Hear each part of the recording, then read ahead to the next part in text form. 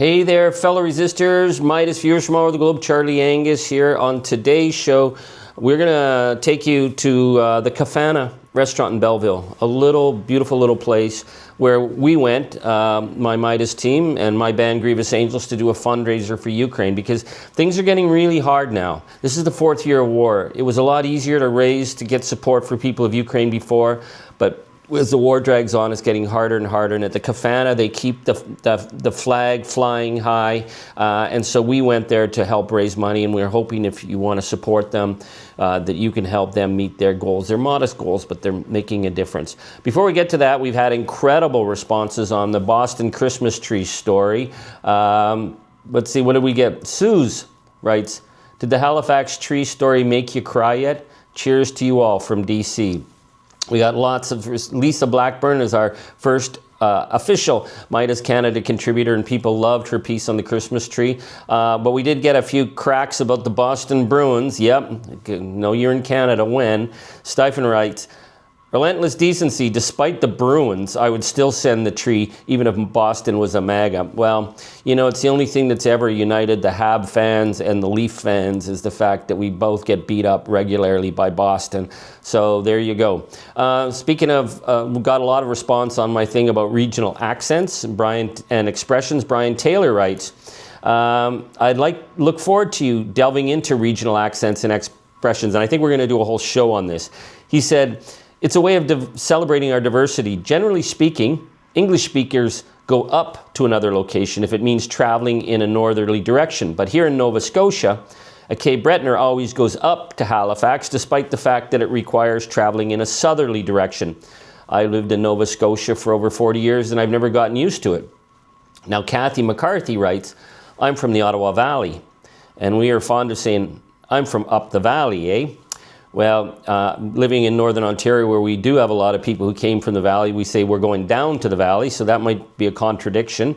Danielle Reed also speaks about the Ottawa Valley, says, "Some people in the Ottawa Valley also say yous, and they drop their G's. I was raised in the Ottawa Valley, and I've lived in Toronto for 30 years. I still drop my G's, because I was saying in North where we go to a meeting, not a meeting, and I got a response from someone in the UK says, hey, over here we say meeting as well. So accents travel. Now, Dave Bowers explains, he said, David Bowers writes, "This accent is the resulting tone of a mining town, a collection of workers from many lands, Timmins, Kirkland Lake, Cobalt, each district." And you know, we have, in the towns that I'm from, we have common expressions that are actually mining expressions. I remember some of the older women in the spring would say, "It's time to do the mucking out." And muck is blasted ore in the mine, and when a mucker goes in with a shovel, you're shoveling out the ore. So in the spring, the women would say they're mucking out the garage, or they're going to muck out the closet. Someone who's really a little chaotic, a little right on the edge of the line, they say he's haywire. And I finally said, why do they call it haywire? And they said, well, because at the mine, they would take the wire from the hay, and they would stick things together and hold things together. So if you're holding it together with haywire, it was pretty dangerous. It was pretty not very responsible, and then you were haywire. There's a lot of other great expressions like that, and I think we're going to go more into that in the future. Kathy Graham writes, "Wow, such good stories, very moving. I'm from Sudbury, and after moving to the GTA, that's the Greater Toronto Area, I have been asked about my accent many times. I feel homesick when I hear you speak. Thanks for that." Well, thank you, Kathy from the Nickel City. Crystal writes, "I would love you to do a video on regional dialects and expressions. In Ontario, our Victoria Day weekend in May is fondly referred to as 2-4, the time of year when you load up the vehicle along with a 24-bottle case of beer and head to the cottage.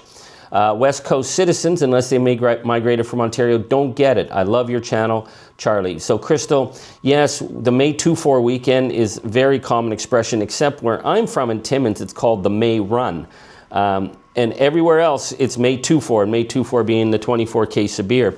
And I was told that May Run, nobody knew where it came from, but they think that that was the beginning of the fishing season. So on the May Run weekend, they go to the bush, and they don't go to the cottage, they go to the camp. So that's another little difference. DKC922 writes, nobody talks like that in BC. Stop saying Canadians talk like that. Ontario is not all Canada.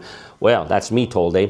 You know, I think we all think we don't have an accent, so maybe people in BC are the only people who don't have an accent. Maybe they don't have any regional expressions. You can correct me if I'm wrong. I'm more than willing to learn, and I bet there's a few good regional expressions in various parts of British Columbia.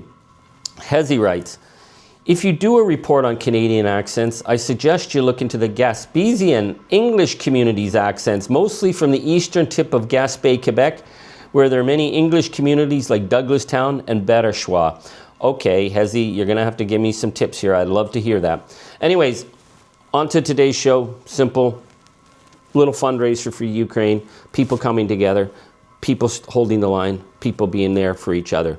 Let's do this. Hey there, Might is Mighty, resistors from all over the globe. Charlie Angus here. I am in Belleville, Ontario, at the Kafana restaurant. So if you're driving through, you have to come to the Kafana, because the Kafana is a great Ukrainian resistance place. These are people who had to flee Putin's illegal war. They've set up here. They're creating a lot of good culture for the Ukrainian and for the Canadian people. This is going to be a hard winter in Ukraine. We see Vladimir Putin's murderous war continues. We see the ally he has in the sock puppet Donald Trump, these oligarchs who are trying to destroy the Ukrainian people. But the resistance in Ukraine remains strong, and it's important for Canada to remain strong, because Ukraine is the front line and Canada is the other front line. And we have to stick together, and we have a long history with Ukraine, and the Ukrainian-Canadian population is such an important part of the Canadian identity. So what we're doing tonight, we're doing a fundraiser for the people of Ukraine. So we've invited people out. My band Grievous Angels is performing. People are coming in from all over the district to raise money for Ukraine, because we're going to stick together. We're going to get through this. We're going to kick at the darkness of the Putin-Trump oligarchy, and it's Slava Ukraine.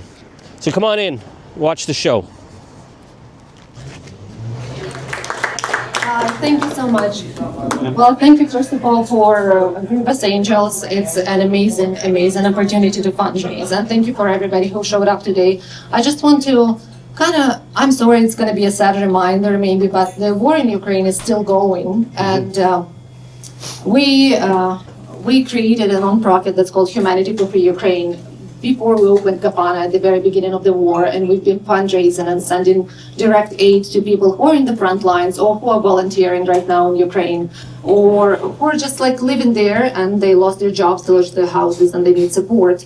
And at this point, it's embarrassing how long it takes us to close those fundraising goals that we got. So this goal that we're having right now is an ambitious goal for this time.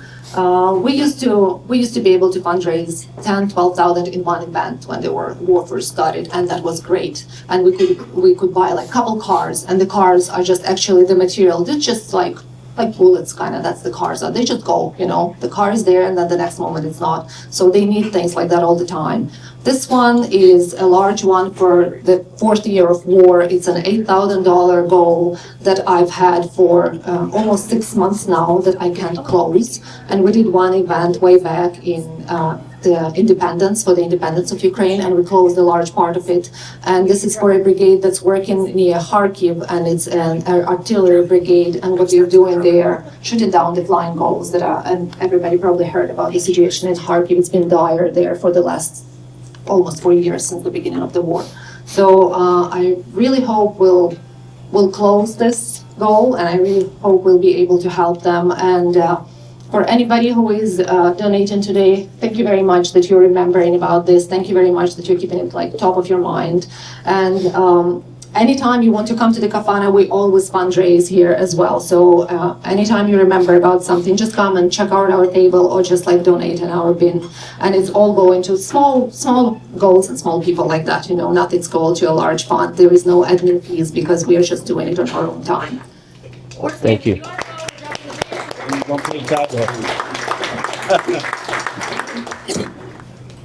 We need your help. Ukraine is the front line. And if Ukraine falls, we're next. Because the gangsters are trying to divide the world up and tear this world and break down democracy and sell it off for parts, and Ukraine is not going to let that happen, and Canadians are not going to let that happen. That's why we came to the Kafana tonight. We love the people here.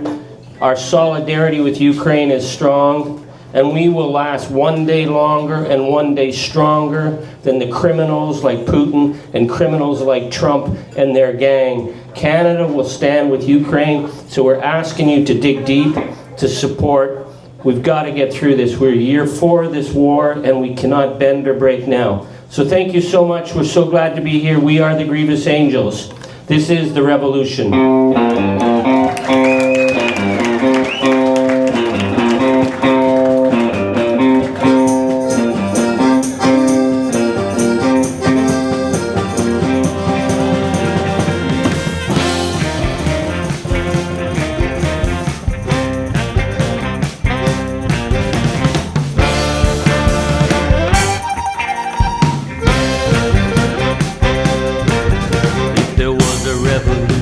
That offered a solution. If there was a revolution, no one came. If they sent you down a savior, gave you tools instead of favors. If there was a revolution, no one came.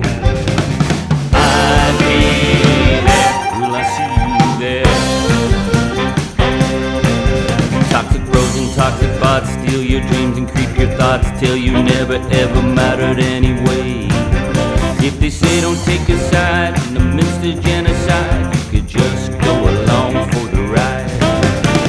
I'd be there. Will I see you there? There's a new world waiting. It won't come without a fight. People born on the picket line, and in those climate fires.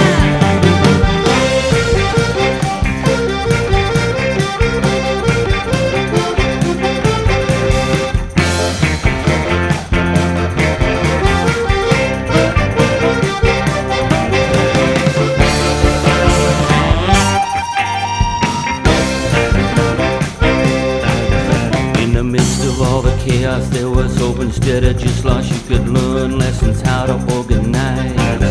In the dark part of the night, you could see a tiny light. Well, close your eyes and hope it goes away. I'd be there. Will I see you there?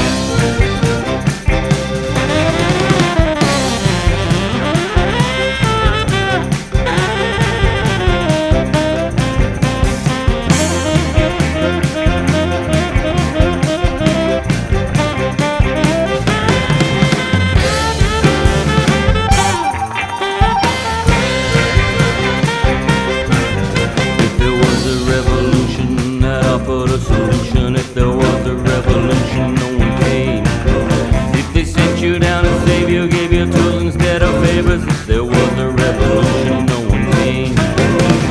I'd be there. Will I see you there? I'd be there. Will I see you there? Will I see you there? Will I see you there? Will I see you there? Thank you so much. Litany. Thank you, brothers and sisters. We know these are dark times. We know these are frightening times, but you do not have to worry because the Grievous Angels are here.